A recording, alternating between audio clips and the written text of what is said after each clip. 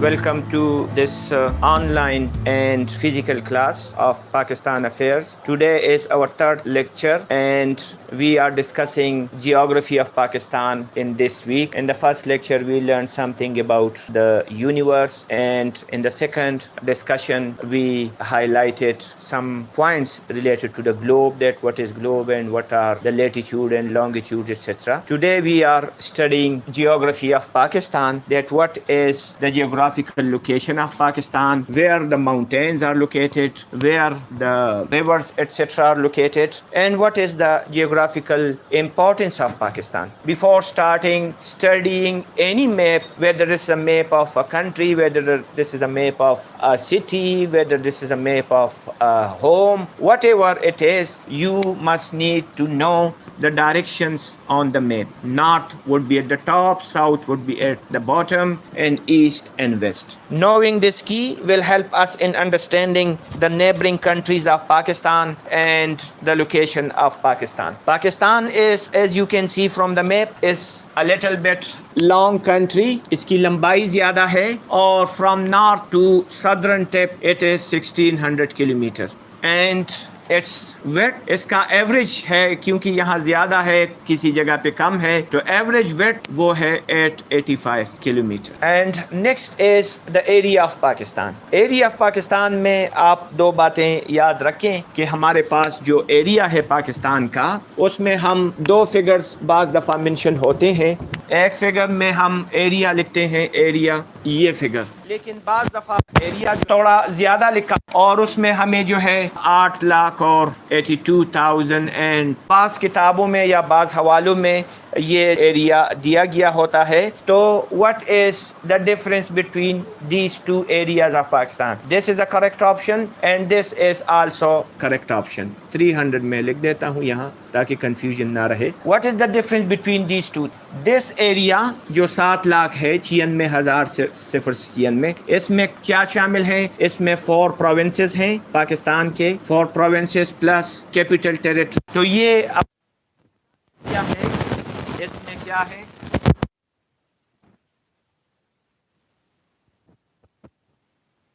तो ये सब मिलकर हमें जो एरिया देते हैं तो वो 8 लाख और 82,000 और किलोमीटर कुछ ज़्यादा है. This is more correct option, क्योंकि पाकिस्तान क्या है? According to the constitution of Pakistan, अपने कॉन्स्टिट्यूशन के आर्टिकल 1 में पाकिस्तान का नाम दिया हुआ है. The name of the state is Islamic Republic of Pakistan. और इसके दूसरे, तीसरे, चौथे हिस्से में पाकिस्तान के जोग्राफियाई खत्ते बयान किए गए हैं. तो उसमें क्या है? 4 सूबे हैं और एक वफाकी दारुल हुकूमत. 2018 में जब ट्राइबल एरियाज़ सूबे का हिस्सा नहीं बने थे तो उस वक्त 4 प्रोविंसेस, कैपिटल और फाटा, लेकिन अब चूँकि फाटा सूबे का हिस्सा बन चुका है तो इस वजह से अब ये 2 हिस्से हैं. इसी आर्टिकल का एक शेख है जिसमें ये लिखा गया है कि और ख़त्ते भी पाकिस्तान में शामिल हो सकते हैं अगर पार्लियामेंट जो है उसके लिए कोई अरेंजमेंट कर ले. तो ये इस तरफ इशारा है कि पाकिस्तान तो ये है, लेकिन पाकिस्तान कुछ और ख़त्तों को भी शामिल कर सकता है, जिसमें आज़ाद जम्मू एंड कश्मीर या गिलगित बल्तिस्तान शामिल हो सकते हैं. तो ये इसके लिए राह खुली रखी गई है. अगर इसके प्रोविंसेस को हम देखें बाय एरिया, प्रोविंसेस का स्प्लिट करें, ये 7,96,000, तो KP is the smallest province और 1 लाख और 1,000 और कुछ 100 किलोमीटर स्क्वायर इसका एरिया है. केपी सूबे का नाम 2010 में चेंज हुआ और इसका नाम खैबर पख्तूनख्वा रखा गया. आई डोंट नो कि खैबर का लफ्ज़ क्यों इसमें शामिल किया गया है. बहरहाल खैबर पख्तूनख्वा का नाम है. तो बाज़ लोग इसको KPK लिखते हैं, which is not correct. KPK नहीं, ये गलत है. ये के जो है ये नहीं है. ये 2 अल्फाज हैं, KP, खैबर पख्तूनख्वा. ये ख्वा कोई अलग लफ्ज़ नहीं है कि उसके लिए लोग KPK लिख देते हैं. तो बहरहाल इसका एरिया 1 लाख से समथिंग ज़्यादा है. दूसरा जो हमारे पास सूबा है वो सिंध है. मैं ज़्यादा फिगर्स में नहीं जाना चाहता, लेकिन सिर्फ आप लोगों को आइडिया देने के लिए कि सूबों की जो एरिया है वो किस हिसाब से है. तो ये सिंध, ये 1,40,000 स्क्वायर किलोमीटर से ज़्यादा है. 900 کر لیں 900 کلومیٹر۔ 2010 میں جب 18 امینڈمنٹ آئی تو اس میں سے نہ صرف ہمارے صوبے کا نام چینج ہوا بلکہ اس میں سندھ کے اسپیلنگ بھی چینج ہوئے، اور سندھ کا اسپیلنگ اس میں ایچ کا اضافہ کیا گیا۔ 2010 سے پہلے سندھ کے آفیشیل اسپیلنگ میں ایچ نہیں تھا، اب اس میں ایچ کا اضافہ ہو گیا ہے اور اب یہ اسپیلنگ اس کے بن گئے ہیں۔ پھر پاس پنجاب ہے، پنجاب کو انگریز لوگ دی پنجاب لکھتے ہیں، دی پنجاب، اس کا رقبہ ہے 2 لاکھ۔ اس کے بعد جو بلوچستان ہے وہ ہمارے ملک کا سب سے بڑا، تو اس میں آپ یہ بات یاد رکھیں، 3 امینڈمنٹ آئی تو NWFP سے خیبر پختونخوا بنا، سندھ کے اسپیلنگ میں ایچ کا اضافہ، اور بلوچستان جو پہلے یو سے لکھا جاتا تھا انگریزوں کے زمانے سے،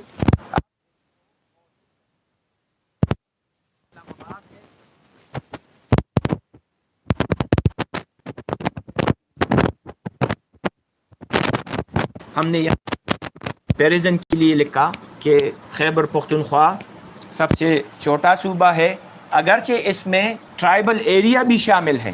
ٹرائبل ایریا شامل نہیں تھا تو خیبر پختونخوا کا رقبہ یہ اب 74,000 تھا، اب 101,000 بن گیا ہے، یعنی کہ 1 لاکھ سے۔ آزاد کشمیر کتنا ہے؟ AJK جس کو کہتے ہیں، آزاد جموں اینڈ کشمیر، یہ 13,000 اور چند سو اسکوائر کلومیٹر ہے۔ اور GB گلگت بلتستان، گلگت بلتستان کو بھی 2009 سے پہلے کیا بولتے تھے؟ کیا جی؟ یس، ناردرن ایریاز۔ ایک ہمارے پاس فاٹا تھا، فیڈرلی ٹرائبل ایریاز، اور ایک ہمارے پاس فانا تھا، federal administrated northern areas, Gilgit Baltistan کہا گیا۔ لیجسلیٹو کونسل تھا، چھوٹے پیمانے پر ہوتا، بعض لوگ اس سے یہ دھوکہ کھا جاتے ہیں کہ اگر گلگت تو شاید یہ اپنا،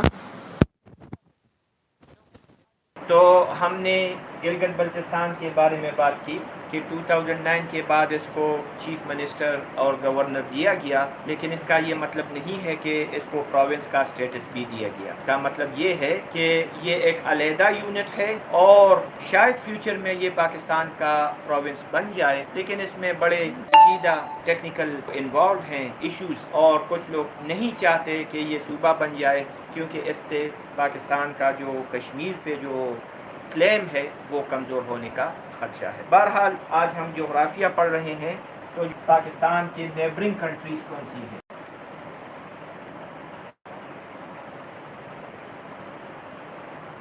تو پاکستان کے نارتھ ویسٹ میں افغانستان واقع ہے۔ افغانستان پاکستان کا پڑوسی ہے، لمبا بارڈر ہے ہمارے پاس، and this border is known as Durand line, اس کو ڈیورنٹ لائن کہا جاتا ہے۔ ڈیورنٹ وہ شخص ہے،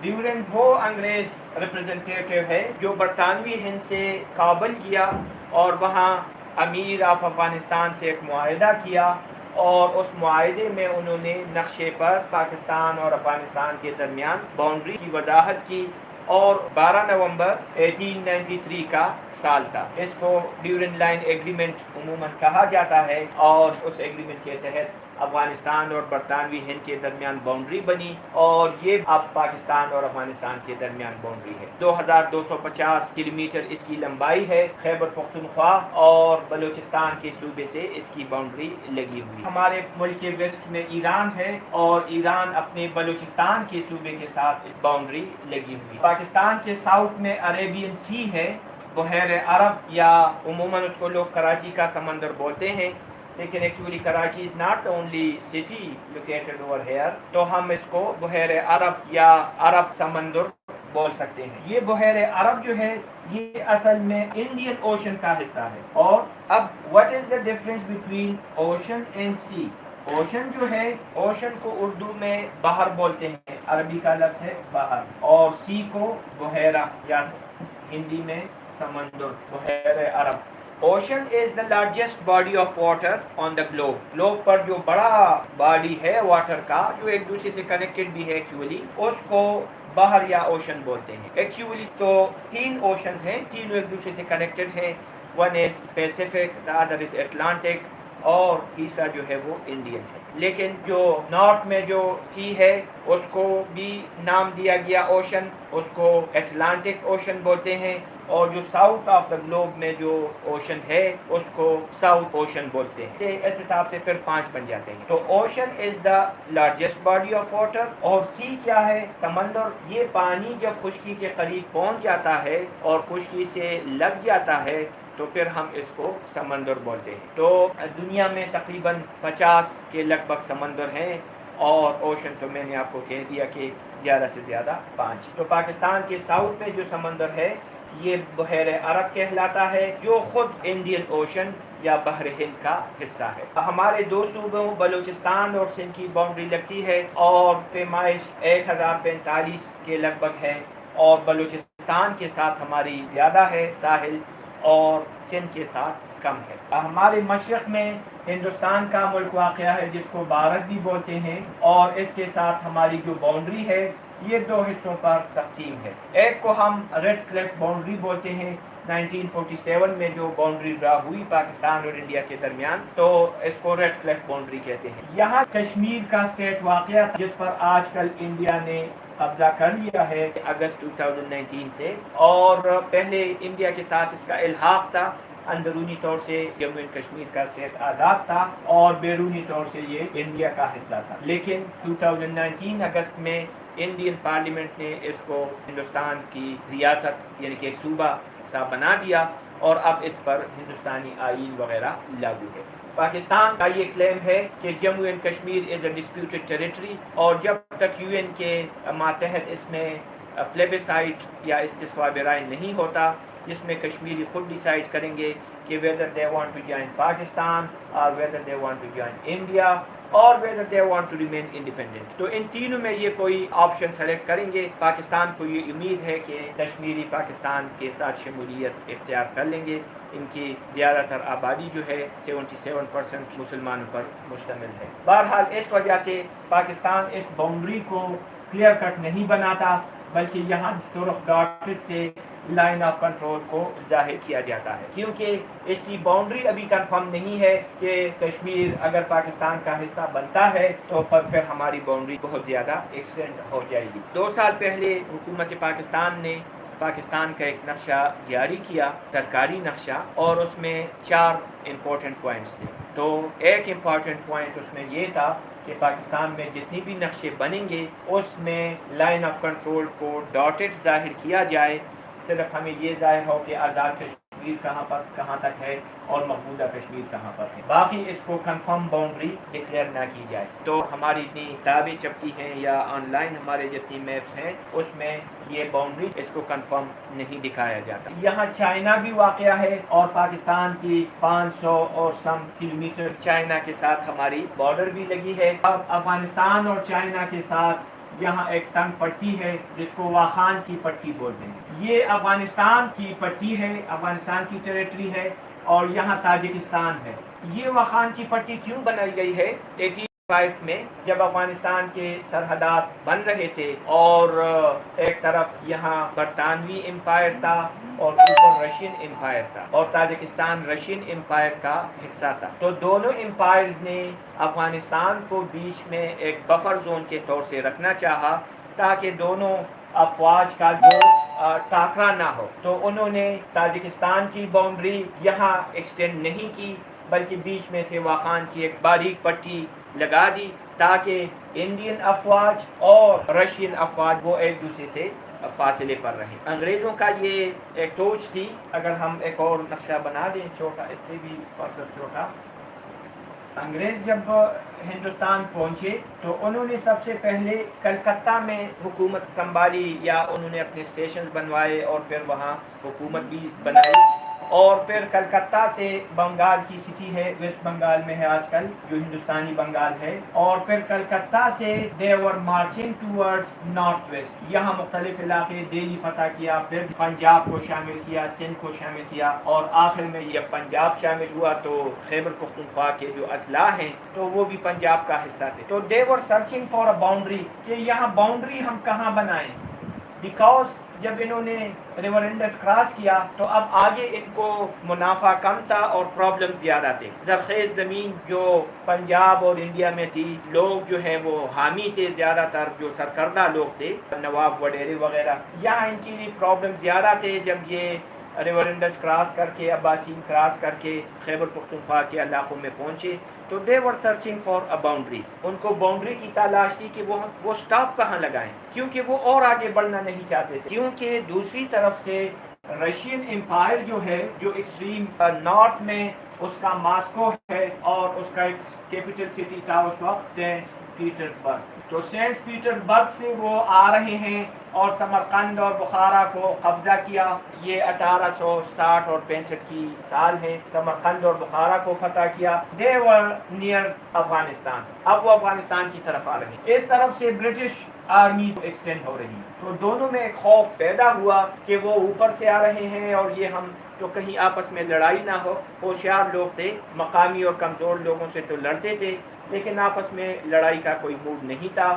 بہرحال وہ اس ریجن پہ غلبہ حاصل کرنا چاہتے تھے اور ہسٹری میں اس غلبے کو گریٹ گیم کہا جاتا ہے. پریکٹیکلی انہوں نے قبضہ نہیں کیا لیکن افغانستان پر یا ایران پر انفلوئنس کس کا ہوگا، اس کی ان کی جو اسٹرگل تھی، دس از نون ایز گریٹ گیم. اب ہندوستان نے ایک تو افغانستان کو بفر زون رکھا، ایران بھی سم ہاؤ بفر زون تھا اور یہ واخان کی پٹی بنا دی. انگریزوں نے یہاں ریاستیں بنائی، کشمیر کی ریاست، پھر چترال، دیر اور سوات کی ریاست، پھر ٹرائبل ایریا اور پھر یہاں ریاستیں بلوچستان کی قلات اور مکران اور لسبیلا وغیرہ. تو انہوں نے گریجول باؤنڈری بنائی. پہلے کمپلیٹلی بفر زون رکھا افغانستان کو بیچ میں، پھر یہاں ریاستیں رکھی اور یہاں بیچ میں سے فاٹا رکھ دیا تاکہ روس کے ساتھ ان کی باؤنڈری لیئر بائی لیئر ہو اور کنفرم باؤنڈری نہ ہو. بہرحال پاکستان کے نارتھ میں تاجکستان ہے جو ہم سے تھوڑے سے فاصلے پر واقع ہے اور بیچ میں سے افغانستان کا علاقہ ہے واخان. بڑا رف ٹرین ہے، پہاڑی خطہ ہے اور بدخشان ان کا صوبہ ہے، اس صوبے کا حصہ ہے. اب اگر ہم پاکستان کے صوبوں کی بات کریں تو پاکستان میں 4 صوبے ہیں. خیبر پختونخوا، یہ بلوچستان بہت بڑا، پھر سندھ اور پنجاب اور یہاں کشمیر اینڈ گلگت بلتستان. تو یہ 4 صوبے ہیں. اسلام آباد کیپٹل ٹیریٹری جو ہے وہ یہاں پہ ہے. تو افغانستان کے ساتھ ہمارا کے پی اور بلوچستان، اور ایران کے ساتھ بلوچستان، ساحل سمندر بلوچستان اور سندھ، اور انڈیا کے ساتھ پنجاب اور سندھ. اس کے بعد پاکستان میں پہاڑ پڑے کہ پاکستان میں پہاڑ کہاں پر ہے. تو پاکستان میں تو چھوٹے بڑے پہاڑی کئی سلسلے ہیں لیکن اس میں ہم چند ایک پڑھ لیتے ہیں. اور اس میں سب سے پہلا جو ہے وہ ہے ہمالیہ. ہمالیہ کے پہاڑ جو ہیں یہ انڈیا سے آئے ہیں، بہت بڑے پہاڑ ہیں اونچے، اور پاکستان میں گلگت بلتستان اور ان علاقوں تک پھیلی ہوئی. یہ انڈیا کے ایسٹ میں یہاں ان کا ایک پروونس ہے آسام، بنگلہ دیش کے اوپر، تو وہاں سے شروع ہے اور بہت لمبا سلسلہ ہے. اور نیپال کے قریب اس کا highest mountain of the world ہے ماؤنٹ ایوریسٹ. ایوریسٹ وہ شخص تھا جس نے اس کی پیمائش کی تو اس وجہ سے اس کو ماؤنٹ ایوریسٹ کہتے ہیں. اس کے علاوہ پاکستان میں ایک اور ماؤنٹین ہے قراقرم. قراقرم جو ہے وہ یہاں پر ہے اور اس میں highest mountain of Pakistan K2 واقع ہے. K2 کی اونچائی کتنی ہے؟ 8611 میٹر. 8611 میٹر سے کیا مراد ہے؟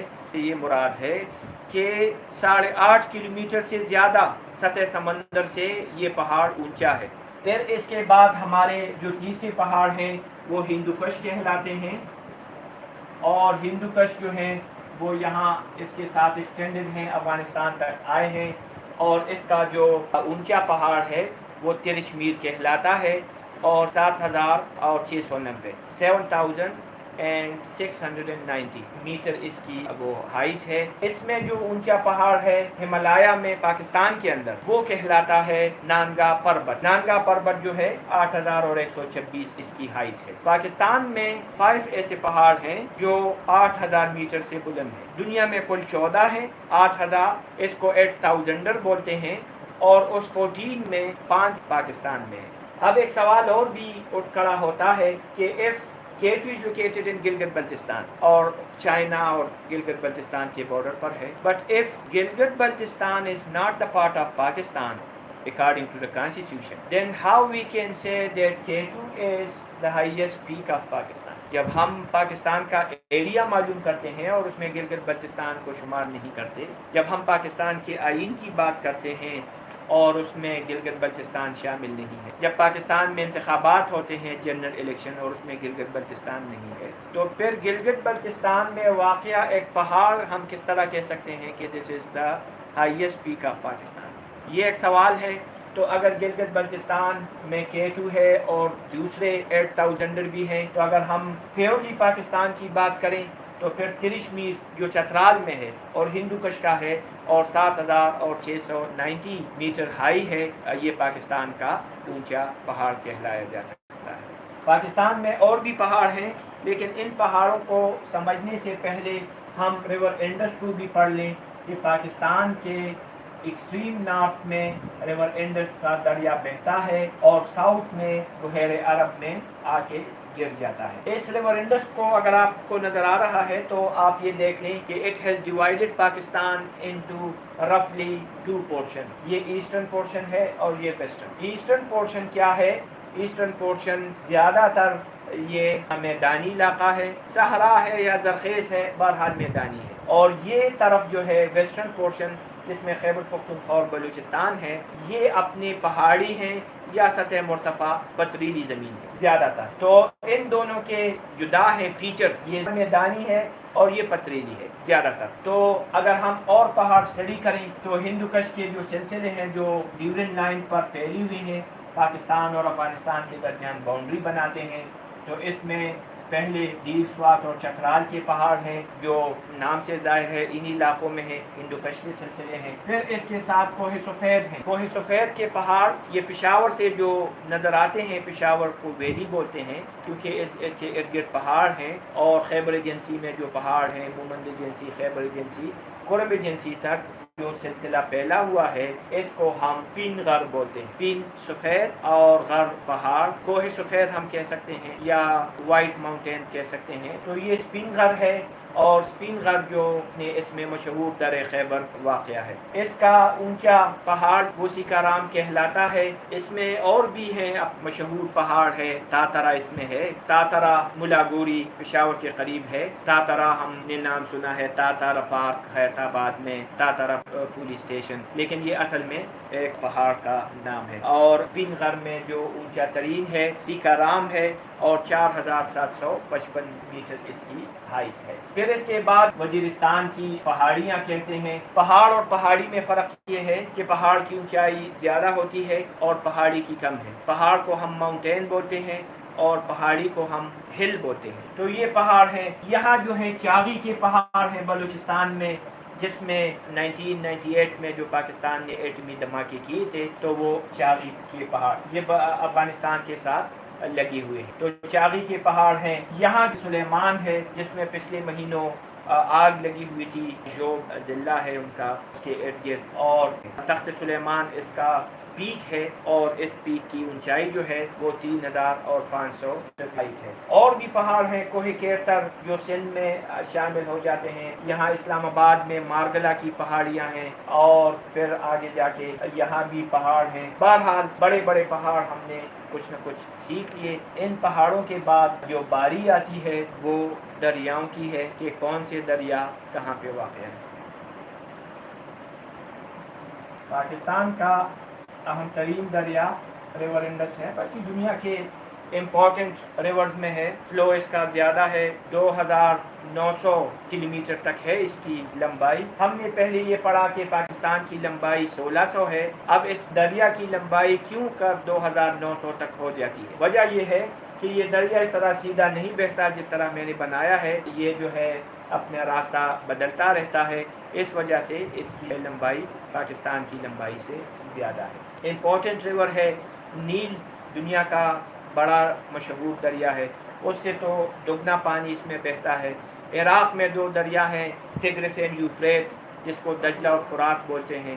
اس سے تو 3 گنا زیادہ پانی یہ رکھتا ہے. بہرحال اس میں پانی بھی زیادہ ہے لیکن اس پر دباؤ بھی بہت زیادہ ہے اور انسانی آبادی بڑھ رہی ہے. یہ بات آپ یاد رکھیں کہ 1947 میں جب پاکستان بنا تو ویسٹ پاکستان کی آبادی جو ہے یہ ہے, اور کھیتی باڑی کے لیے ہمارے پاس زمین کم ہو رہی ہے, اور انسانی دیگر ضروریات جس طرح مکان اور دیگر تعمیرات, بازار اور ہسپتال اور اسکول کالجز دڑا دڑ بن رہے ہیں, اور زرعی زمین ختم ہونے کا خدشہ ہے. تو ہمیں ہوش کے ناخن لینے چاہیے. معاون وہ دریا کہلاتے ہیں, اور اس کو انگلش میں ٹریبیوٹریز بولتے ہیں, جو پانی شامل ہوتا ہے جن دریاؤں کا.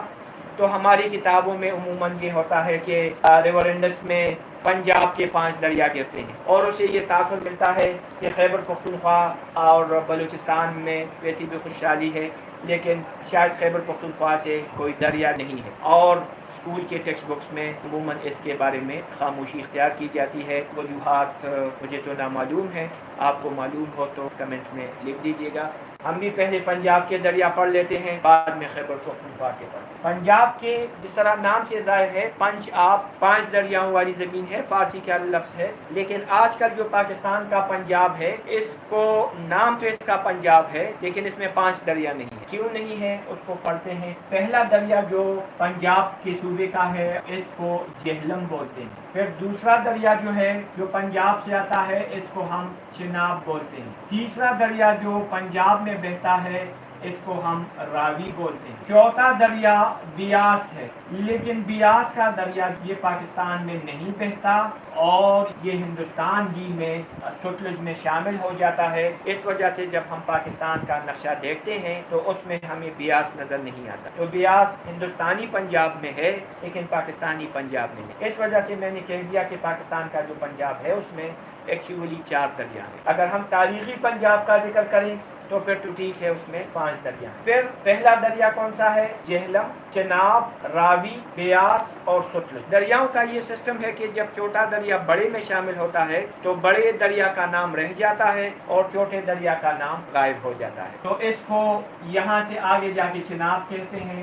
یہاں بھی یہ چناب ہے. جب یہ 5 دریا پنجاب کے جس مقام پر ملتے ہیں اس کو پنچ ند بولتے ہیں. پنچ ند اگین فارسی کا لفظ ہے, 5 ندیاں یا 5 ریورز, تو اس کو کیا بولتے ہیں؟ پنچ ند. اور یہ پنجاب کا جو ریجن ہے, بہاولپور ڈسٹرکٹ بھی ہے ایک, تو اس کے ایکسٹریم ساؤتھ میں یہ 5 دریا مل جاتے ہیں, اور یہ ایک دریا کی شکل میں بہتا ہے, پنچ ند کہلاتا ہے. پنچ ند سے آگے جا کے پنجاب ہی کی صوبے میں یہ مٹن کوٹ کے مقام پر, یا کوٹ مٹن بولتے ہیں.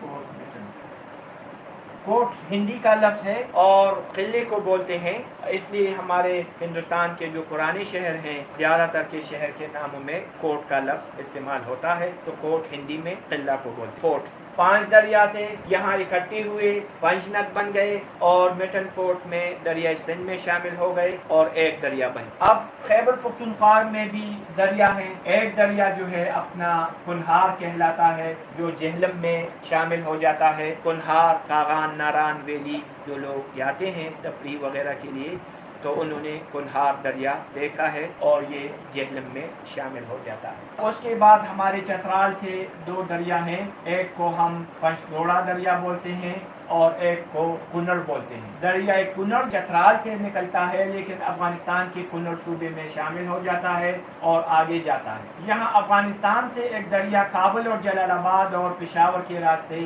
پاکستان میں داخل ہو جاتا ہے, اس کو دریا کابل بولتے ہیں, اور کابل پشاور کے قریب اس پر ورسک کے مقام پر ڈیم بنایا گیا ہے اور اس سے بجلی حاصل ہوتی ہے. اسی طرح سوات سے ایک اور دریا آتا ہے جس کو دریا سوات بولتے ہیں, اور نوشہرہ میں پبی کے مقام پر یہ دریا کابل میں شامل ہو جاتا ہے. تو جب دریا سوات کابل میں شامل ہوتا ہے تو کابل از اے مائٹی ریور اس کے مقابلے میں, تو کابل کا نام رہ جاتا ہے اور سوات کا نام آگے نہیں رہتا. پھر یہی ریور جو ہے ریور انڈس میں شامل ہو جاتا ہے, کابل ریور, اور یہ پورا پانی یہ کیچ کر کے ریور انڈس کو کنٹریبیوٹ کر دیتا ہے نظام پور کے مقام پر. اس کے علاوہ اور نئی دریا ہیں, کل 8 دریا ہیں. ریور باڑا بھی ہے, اور کورم بھی ہے, اور توچی بھی ہے, گومل بھی ہے. تو یہ دریا جو ہے, گومل آپ جانتے ہیں ڈیرہ اسماعیل خان میں, اور جوب بھی ہے, جو بلوچستان اور خیبر پختونخوا دونوں میں بہتا ہے. تو یہ دریا جو ہیں یہ مغرب کی طرف سے شامل ہوتے ہیں. That is why these rivers are called western tributaries. یہ مغربی ٹریبیوٹریز ہیں اور یہ ایسٹرن ٹریبیوٹریز ہیں. تو پانی دریائے سندھ کو دونوں اطراف سے ملتا ہے، اور دریائے سندھ کو جب بہت زیادہ پانی اس میں شامل ہو جاتا ہے تو اس کی چوڑائی بہت زیادہ ہو جاتی ہے، اور یہاں تو اس کی سٹیپنس بھی زیادہ ہے. پہاڑی خطے ہیں، سطح سمندر سے اونچائی ہے، تو اس کا سلوپ زیادہ ہے، تو اس رفتار بھی زیادہ ہے. لیکن یوں پنجاب سے جب یہ دریا نکلتا ہے، پنجاب میں اس کی رفتار میڈیم پر ہے.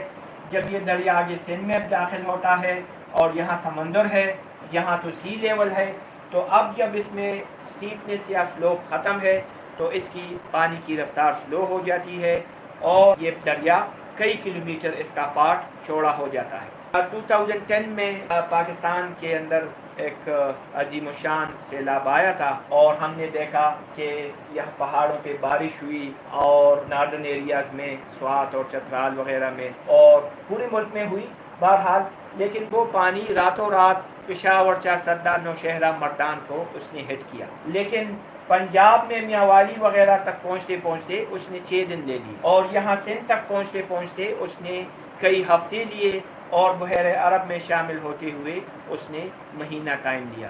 تو دریا کا پانی جو ہے نارتھ میں چونکہ سٹیپنس زیادہ ہے، سلوپ زیادہ ہے، فلو اس کی تیز ہے. جو ہم ساؤتھ کی طرف جاتے ہیں اس کا فلو سست ہو جاتا ہے. ایکسٹریم ساؤتھ میں جب یہ دریا شامل ہوتا ہے بحیر عرب میں، تو یہاں یہ مختلف حصوں میں ڈیوائیڈ ہو جاتا ہے، اور ایک مارشی لینڈ بن جاتی ہے، دلدلی علاقہ بن جاتا ہے. اس کو ڈیلٹا بولتے ہیں. ڈیلٹا کا یہ شے بالکل گریک الفابیٹ ڈیلٹا کی طرح ہے، ڈی، تو اس وجہ سے اس کو ڈیلٹا بولتے ہیں. ڈیلٹا مارشی لینڈ ہے، اور اس میں اپنے ایک جنگلات اگتے ہیں. اس کی آبی حیات بھی ہے، اس کے پرندے بھی اس کے ہیں. بہت امپورٹنٹ ہے ڈیلٹا کا ہونا. اور مینگرووز جنگلات ہیں جو پانی میں اگتے ہیں. دنیا میں چھٹے بڑے مینگرووز کے جو جنگلات ہیں وہ اس ڈیلٹا کے ارد گرد پائے جاتے ہیں. اور اس کے علاوہ یہ بڑا امپورٹنٹ ہے کہ کس طرح ریور انڈس کا پانی سمندر تک پہنچے گا. یہ قدرت کا ایک سسٹم ہے. اگر یہ نہ ہو تو یہ پانی خدشہ ہے کہ یہ واپس آ جائے سمندر کا پانی خشکی کی طرف. تو جب صوبوں کے درمیان 1991 میں دریاؤں کا پانی تقسیم ہو رہا تھا، ریور انڈس سسٹم کو، ارسا بولتے ہیں اس کو، تو اس میں تمام صوبوں کو حصہ دیا گیا، لیکن a percentage was allocated for Arabian Sea، کہ کچھ پرسنٹیج عربین سی کو بھی جائے گا. ایسے نہیں ہے کہ سارا پانی ہم کھیتی باڑی میں استعمال کریں اور عربین سی کے لیے کچھ نہ چھوڑیں. تو عربین سی کے لیے بھی اس میں پانی رکھا گیا ہے. اس کے علاوہ پنجاب کے دوآبے بڑے مشہور ہیں. دوآبہ انڈین ایک سسٹم ہے، فارسی کا لفظ ہے دو آب، دو پانیوں کے درمیان. پشتو میں اس کو دعاوا بولتے ہیں. خیبر پختونخوا میں بھی بعض ایسی جگہ ہیں جو دو دریاؤں کے درمیان میں ہیں اور اس کو دعاوا بولتے ہیں. اگر آپ کو کسی دعاوے کا نام آتا ہے تو آپ اپنے لکھیں کمنٹ میں کہ آپ جس خطے سے ہیں آیا وہ دعاوا تو نہیں ہے. تو بہرحال پنجاب کے دوآبے ہیں، اور یہ دوآبے کل 5. لیکن جب ہم پاکستان کا نقشہ دیکھتے ہیں تو چونکہ اس میں بیاس تھا اور ستلج کا، چونکہ پاکستان میں ایک دریا کی شکل میں بہتے ہیں تو ہمیں یہ نظر نہیں آتا. تو ہم 5 پڑھ لیتے ہیں جو ریور انڈس اور اس دریا کے درمیان میں ہے، جو پھر چناب کہلاتا ہے اور یہاں سے پنجنت کہلاتا ہے. یہ ایک بڑا خطہ ہے. اس کو سندھ ساگر دوآبہ بولتے ہیں. ساگر ہندی کا لفظ ہے، دریا کو بولتے ہیں سندھ ساگر، دریائے سندھ اور ساگر. تو یہ کیا دوآبہ ہے؟ سندھ ساگر. دوسرے دوآبوں کے نام کمپیریٹیولی آسان ہے. یہ جہلم ہے اور یہ چناب ہے. تو اگلا دوآبہ چش دوآبہ، چناب سے لیا گیا ہے اور جیم جہلم سے. تو اگلا دوآبہ یہ چش دوآبہ ہے. تیسرا ریور ہمارا راوی ہے. یہ رچنا دوآبہ، یہ را اور چنا، تو یہ رچنا دوآبہ کہلاتا ہے. اسی طرح ستلج اور راوی کے درمیان جو دوآبہ ہے یہ باری دوآبہ کہلاتا ہے. بے فور بیاس اور باری، اور یہ ستلج ہے. تو ستلج اور بیاس کے درمیان اس کو بیست دوآب کے بولتے ہیں. بیست، بے سین تے بیست، فارسی میں 20 کو بھی بولتے ہیں، لیکن بیست دوآبہ. تو یہ پنجاب کے 5 دوآبے ہیں.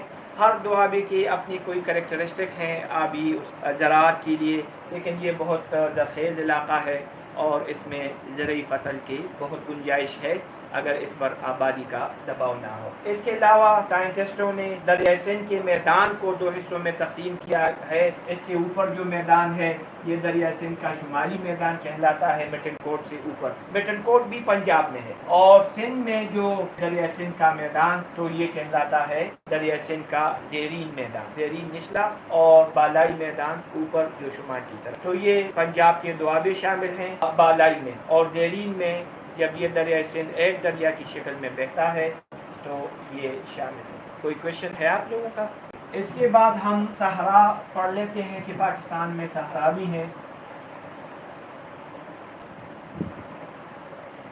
سر یہ دواب صرف میدانی علاقوں میں ہوتا ہے؟ نہیں، اس کے لیے میدان کا ہونا ضروری نہیں ہے، لیکن دو دریاؤں کے درمیان جو جگہ ہے اس کو دواب کہتے ہیں۔ سر پاکستان کی ہسٹری کی کتابوں میں تو ہم نے کبھی نہیں سنا کہ بکے کے اندر جو دریا بہتے ہیں ان کے درمیان جو ایریاز ہیں، یہ اپنے ٹل میں ایک علاقہ ہے اس کو دواب بولتے ہیں، اپنے چارسدہ میں ایک علاقہ ہے اس کو بھی دواب بولتے ہیں، دواوا بولتے ہیں۔ تو اس وجہ سے بعض لوگ کا مائنڈ کلک نہیں کر پاتا، دواوا بولتے ہیں تو ان کو یاد نہیں رہتا کہ یہ دواب ہے۔ یہ انڈین سسٹم ہے دواب، اور اسی وجہ سے انگلش میں بھی اس کو نام دواب دیا گیا ہے۔ انہوں نے اس کو کوئی انگریز ہوشیار لوگ ہیں، یہاں کا نام ہے اور یہاں اپلائی ہوتا ہے تو انہوں نے اپنی کتابوں میں اس کو دواب ہی لکھا ہے، لیکن چونکہ ہندوستان زیادہ تر میدانی ملک ہے اس وجہ سے شاید کسی کے ذہن میں یہ بات آ سکتی ہے کہ یہ دواب یہ شاید میدان کے لیے، لیکن ہمارے چارسدہ میں اور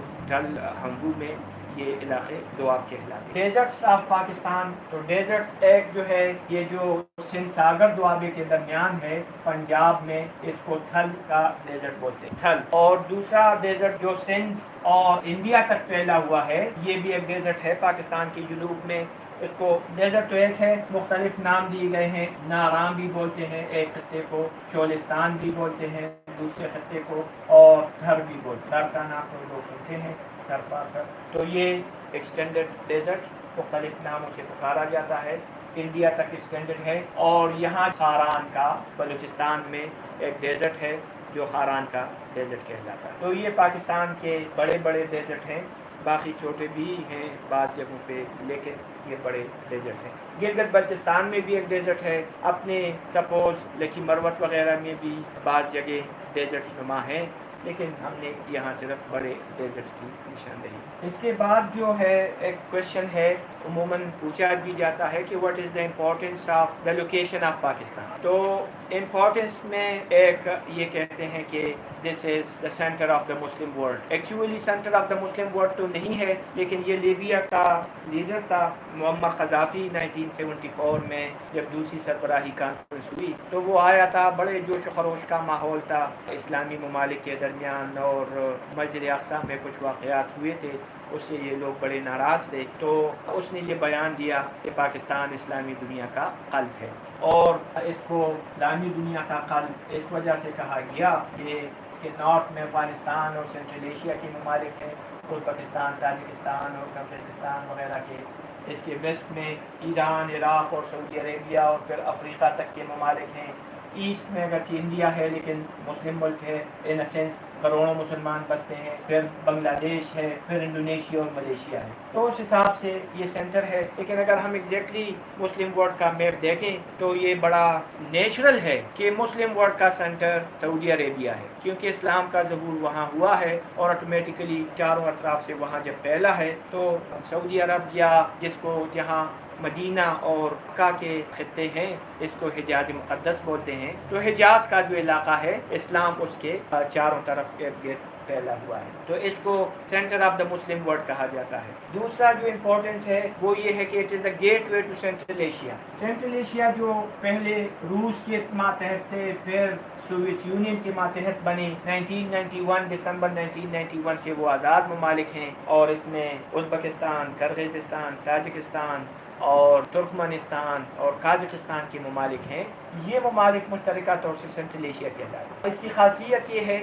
کہ the are landlocked including Afghanistan. یہ 6 ممالک لینڈ لاکڈ ہیں، یعنی کہ ان کی ساحل سمندر تک رسائی نہیں ہے۔ تو جب ساحل سمندر تک رسائی نہیں ہے تو ایسے ملک کو لینڈ لاک کہتے ہیں۔ اب ان لینڈ لاک ممالک کی تجارت وہ پاکستان کے سمندر کے راستے بڑی آسانی سے ہو سکتی ہے، اگرچہ افغانستان کے علاوہ ابھی تک سینٹرل ایشین کنٹریز کا کوئی قابل ذکر ٹریڈ ہمارے اس پہ نہیں ہے۔ 1991 میں جب یہ ممالک آزاد ہوئے، اینڈ میں دسمبر میں 92 سے کہہ لیں، تو 92 سے یہ باتیں مشہور ہیں کہ پاکستان ان کو کوریڈور پرووائڈ کر سکتا ہے، لیکن ابھی تک ایس سچ کوئی بڑی لیول کی ٹریڈ نہیں ہے۔ افغانستان کی زیادہ تر ٹریڈ کراچی کے راستے جاتی ہے، کراچی سے اور طورخم کے راستے افغانستان میں یہ ٹریڈ آگے جاتی ہے۔ انٹرنیشنل لاء کے تحت جو لینڈ لاک کنٹریز ہیں پاکستان کے پڑوسی، ان کو راستہ دینا، راہداری دینا پاکستان کا کام ہے، اور پاکستان افغانستان کو راہداری دے رہا ہے، جیسے افغانستان کی تجارت تو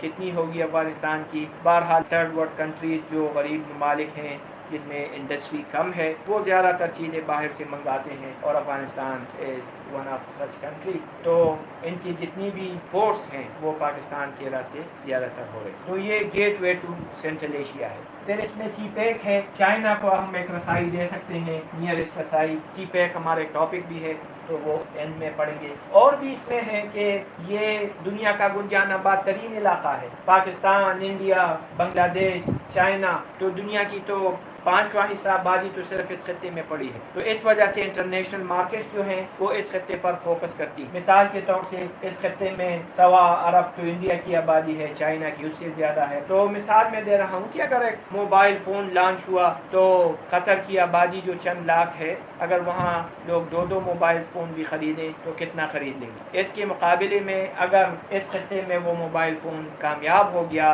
لوگوں نے پسند کر لیا، تو کروڑوں کی آبادی ہے، اربوں کی آبادی ہے، تو بہت زیادہ۔ اس طرح کوئی کولڈ ڈرنک ہے ملٹی نیشنل کمپنی کا، تو جب وہ کسی کویت میں جو آبادی چند لاکھ ہے، وہاں لوگ کتنا استعمال کر لیں گے، یہاں اس کا استعمال بہت زیادہ ہے۔ تو ملٹی نیشنل کمپنیوں کے لیے یہ ایک زرخیز علاقہ ہے۔ پھر اس کے علاوہ یہ 3-4 ممالک جو پڑوس میں ہیں، یہ ایٹمی طاقتیں بھی ہیں، پاکستان، انڈیا، چائنا، اگر روس کو بھی شامل کیا جائے تو یہ 4 طاقتیں تو کنفرم ہے۔ ایران بھی اس کوشش میں ہے کہ ایٹمی طاقت حاصل کر لے۔ پاکستان کے جغرافیہ کی جو اصل امپورٹنس جو ہماری کتابوں میں نہیں ہوتی لیکن جو سب کے ذہن میں ہے کہ پاکستان از اے فرنٹ لائن اسٹیٹ۔ یہ رشین امپائر ہے، 1947 کی بات آپ ذہن میں رکھیں۔ رشین امپائر کو 1922 سے سوویت یونین کہا جاتا، 1922 سے لے کر 1991 تک یہ سوویت یونین کہلاتا۔ افغانستان بھی ہے جو اس دور میں سوویت یونین کے دباؤ میں ہے، یہ انڈیا ہے، یہ چائنا ہے۔ بڑے ممالک ہیں India, China and Soviet union, رقبے کے لحاظ سے بھی اور دیگر وسائل کے حساب سے۔ پاکستان کی موومنٹ جاری ہے، اسٹرگل فار انڈیپینڈنس، اور علامہ محمد اقبال 1930 کو اپنا مشہور خطبہ دیتے ہیں، الہ آباد، آپ نے سب نے پڑھا ہے اس کا ایک حصہ۔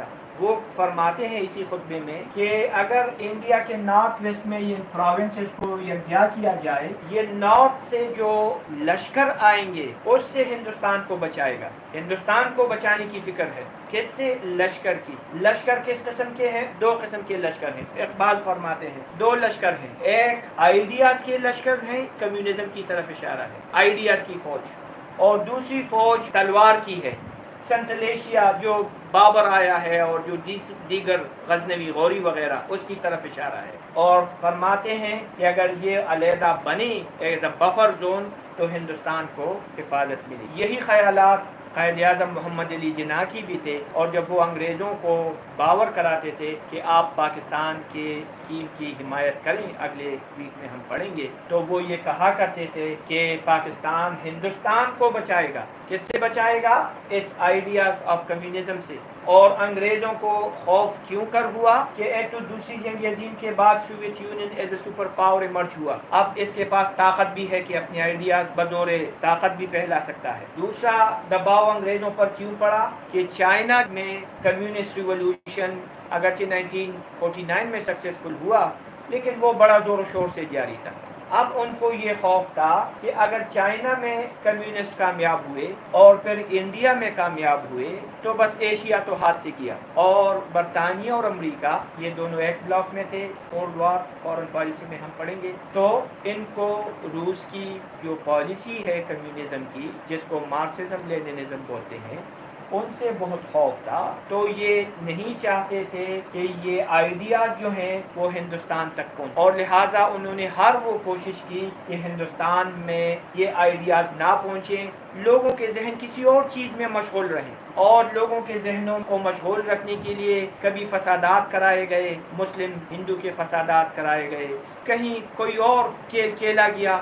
بہرحال مقصد یہ تھا کہ انڈیا کو یہ خیالات نہ ہوں۔ تو پاکستان جب بن رہا تھا تو بعض لوگوں کا یہ خیال ہے کہ اس کو ایک بفر زون کے بنایا گیا تاکہ یہ خطرناک آئیڈیاز جو برطانیہ کی نظر میں خطرناک ہیں، وہ آئیڈیاز ہندوستان تک نہ پہنچنے پائے۔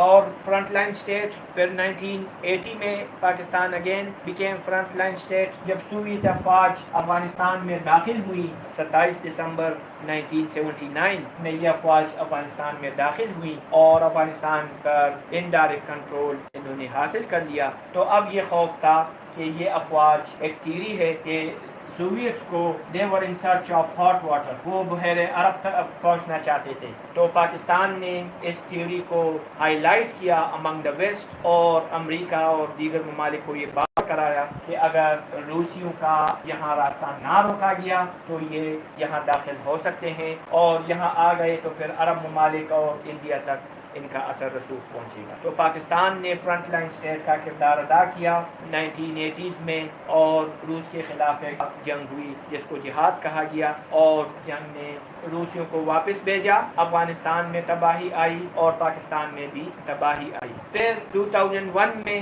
امریکہ نے افغانستان پر حملہ کیا، پھر پاکستان فرنٹ لائن اسٹیٹ بنا، اور جنرل پرویز مشرف کی حکومت تھی، اس نے امریکہ کو راہداری دی، ٹرانسپورٹیشن کی، اور کچھ حوالوں کے حساب سے ان کو ہوائی اڈے بھی دیے۔ تو یہ سہولیات پاکستان نے فراہم کی۔ تو پاکستان 1947 میں بھی فرنٹ لائن اسٹیٹ تھا، جب روسیوں سے آئیڈیاز آ رہے تھے کمیونزم کے، خدشہ تھا کہ آ جائیں، اور یہ 1980 میں بھی فرنٹ لائن اسٹیٹ بنا، اور یہ 2001 میں بھی فرنٹ لائن اسٹیٹ بنا۔ پچھلے دہائی میں 2006 کے لگ بھگ ایران اور امریکہ کے تعلقات بڑے خراب تھے، اور خدشہ تھا کہ کہیں جنگ نہ چھڑ جائے، تو اس میں بھی خدا نہ کرے کہ جنگ ہو جائے، بہرحال اگر وہ جنگ ہوتی یا کوئی اور جنگ تو اس میں بھی پاکستان فرنٹ لائن اسٹیٹ، اور پاکستان بڑی خوشی سے یہ فرنٹ لائن اسٹیٹ کا کردار ادا کرتا ہے، کیونکہ ہمارے آمدن کا ذریعہ باہر سے ملنے والی رقوم ہے، اور یہ رقوم کبھی امداد کی شکل میں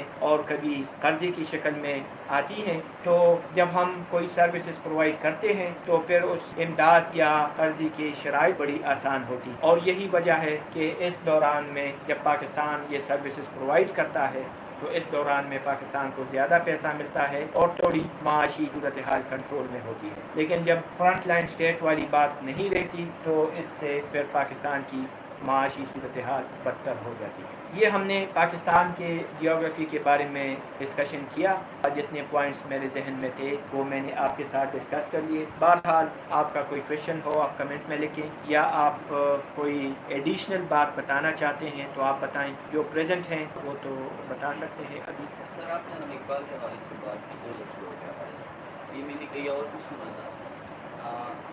اس جو خطبہ اس نے دیا تھا 1930 میں، اس نے وہاں پر صرف پروونسز کی بات کی یا ایز اے ہول پاکستان کا کنسیپٹ دیا تھا؟ کیونکہ کچھ لوگ بھی یقین بالکل جی، یہ ہم اگلے ویک میں اسکیم آف پاکستان پڑھیں گے، اس میں یہ باتیں ڈسکس ہوں گی۔ میری آپ کو یہ تجویز ہے کہ سنی سنائی باتوں پہ یقین مت کریں، یہ جو ہمارے پروفیسر صاحبان گائیڈ وغیرہ لکھ دیتے ہیں ان پہ آپ یقین مت کریں۔ گوگل اور انٹرنیٹ اور یوٹیوب اور فیس بک یہ زمانے ہیں، سب چیزیں آپ کو بنی بنائی مل جاتی ہیں۔ آپ تھوڑی ہمت کریں اور یہ سرچ کریں کہ ایڈریس آف اقبال 1930 آپ کو مل جائے گا۔ جو اسٹوڈنٹس آئے ہیں میرے پاس ہے، ابھی ہم اس کے لیے پرنٹ آؤٹ لے لیتے ہیں، میں آپ کو دے دوں گا۔ جو موجود نہیں ہے ان کو PDF شکل میں گروپ میں شیئر کر دیں گے. بہرحال آپ اوریجنل سورس پڑھا کریں. یہ گائیڈز اور یہ سننا اور سنائی باتیں, مجھ سے بھی جتنی باتیں آپ نے سنی آپ اس کو ٹیسٹ کریں, ویریفائی کریں اوریجنل سورس سے کہ ویدر دے آر کریکٹ اور ناٹ. شاید اس میں میری کچھ اپنی ذاتی خیالات بھی شامل ہوں اور میں نے ہیرا پھیری کی کوشش کی ہو, اللہ نہ کرے. بہرحال آج انسان کر لیتا ہے, تو آپ سنی سنائی باتوں سے اپنے آپ کو روکے رکھیں اور اوریجنل چیز پڑھیں کہ اقبال نے کیا کہا, بس وہ پڑھ لیں. باقی آپ گائیڈ مائڈ اور سنی سنائی باتوں سے آپ کو چھٹکارا مل جائے گا. ٹائم بھی مکمل ہو چکا ہے, اجازت دیجیے گا. خدا حافظ.